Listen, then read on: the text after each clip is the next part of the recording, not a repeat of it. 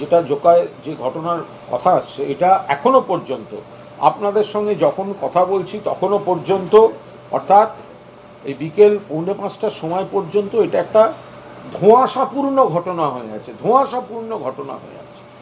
যে প্রতিষ্ঠানটিতে হয়েছে সেটি পশ্চিমবঙ্গ সরকারের প্রতিষ্ঠান নয়, তো সেখানকার নিরাপত্তা নিশ্চয়ই তাদের লোক আছে, সেখানে সিসিটিভি ফুটেজটা সবাই দেখুক। যে ছেলেটির বিরুদ্ধে অভিযোগ সেও কর্ণাটকের বাসিন্দা। এবার মেয়েটি এক ধরনের অভিযোগের কথা বলেছিলেন, আবার তার বাবা আর এক ধরনের কথা বলছেন। আমার মনে হয় সবকটি রাজনৈতিক দলেরই কোনো বিষয় নিয়ে সরব হওয়ার আগে একটু খতিয়ে দেখা উচিত সকলেরই।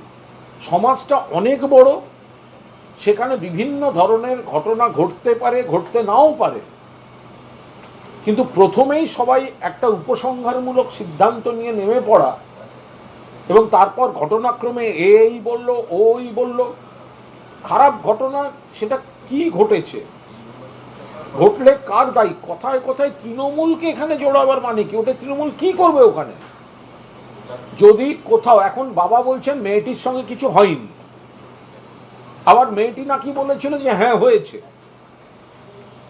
তো এবার কর্ণাটক থেকে পড়তে আসা একটি ছেলে, তার সঙ্গে ফেসবুকে আলাপ কোনো মহিলার, তাদের মধ্যে কিছু হয়েছে না কিছু হয়নি, সেটা রাজ্যের সামগ্রিক আইন শৃঙ্খলার মধ্যে কি করে পড়তে পারে এবং তার সঙ্গে তৃণমূল কি করে যোগ দিতে পারে, এটা তো আমি বুঝতে পারছি না।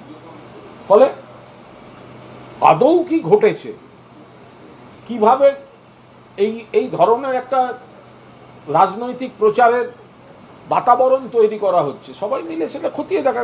খারাপ ঘটনা কেউ চায় না, কিন্তু কর্ণাটক থেকে পড়তে আসা একটি ছেলে, সে যদি কোনো মহিলার সঙ্গে, তাদের নাকি কদিনের আগেই আলাপ ফেসবুক মারফত, তাতেই তাদের আলাদা দেখা হয়ে গেল, তারপরে তারা কি অভিযোগ হলো না হলো, এটার সঙ্গে রাজ্যের সামগ্রিক পরিস্থিতির কি করে হতে পারে? কোন বিরোধীরা কথা বলছেন?